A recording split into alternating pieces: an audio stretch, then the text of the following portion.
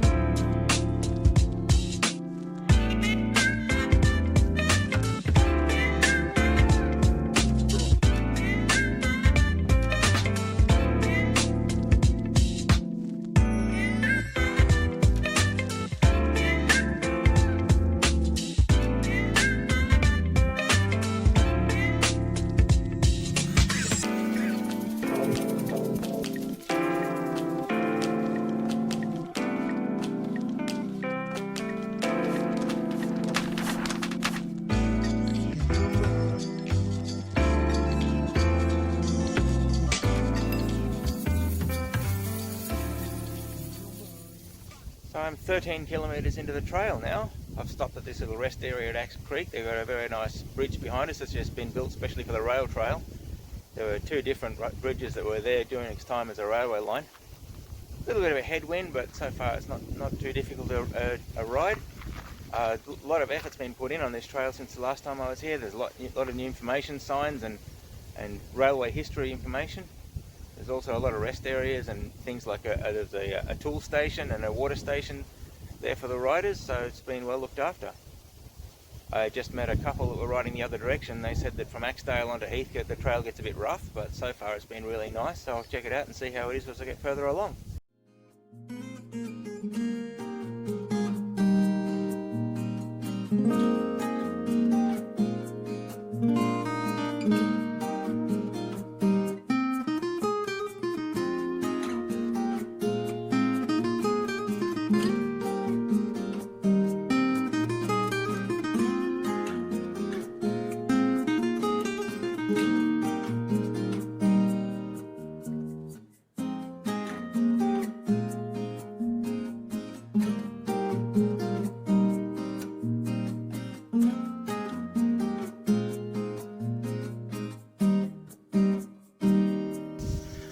Just arrived at Axedale Racecourse Station, and from here on it says road closed for the time being. So there's a detour that goes into the town of Axedale, and I suppose it must join up with the trail again as it gets around to the other side of the town. Let's go and have a look. So after a short detour through the town, we get back to the Platypus Campaspe River Reserve, and this is where we get back onto the trail. The old railway line used to cross over a long bridge, went over the wetlands here, so that's no longer there. That's why we have to go around through the town. But it wasn't very far and I'm back on the trail again. Let's keep going.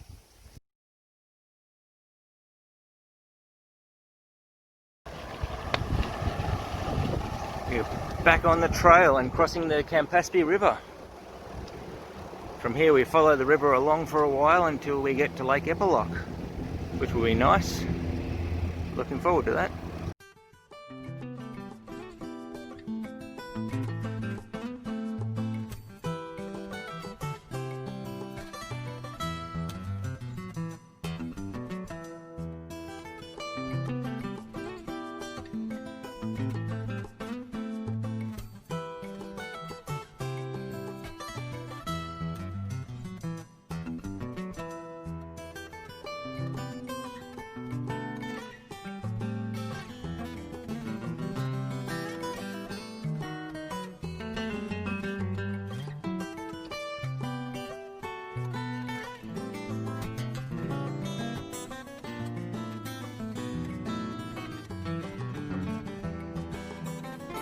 So after Axedale, the trail didn't actually follow the Campaspe River.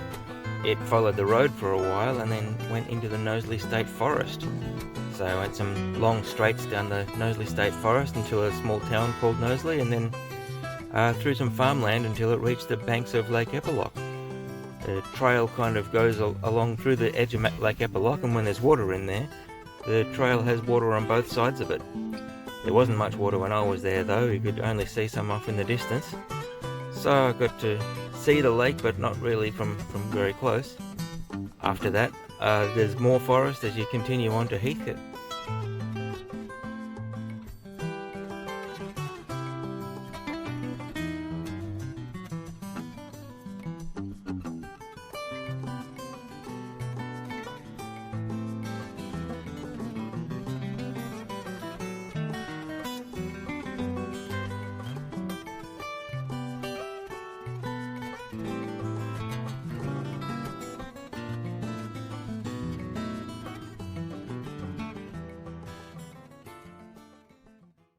So I've made it to Heathcote, about pretty much exactly 50 kilometres from when I left Bendigo to the time I got to the middle of the town here.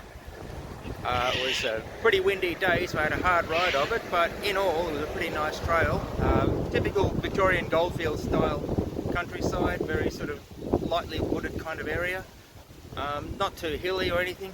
Track was in reasonably good condition. I never had any time where I thought it wasn't good enough. Shame there wasn't much water in Lake Eppalock, but you can't help that. As far as railway history goes, there was plenty of information signs, especially in the first half of the trail. A lot more effort seems to be being made on the Bendigo to Axedale section, so hopefully the rest will be brought up to the same level one day. It was still pretty good though. Yeah, so the condition of the trail was definitely best in that section too. Going from Bendigo to Axedale was very smooth and easy. A little bit more rough on from Axedale on, but not too bad. A few on-road sections as well, but in all pretty good. I quite enjoyed it, and hopefully if you come here you won't have to fight as much wind as I did. It was actually a very hard ride, but I'd still say it's worth coming and having a look.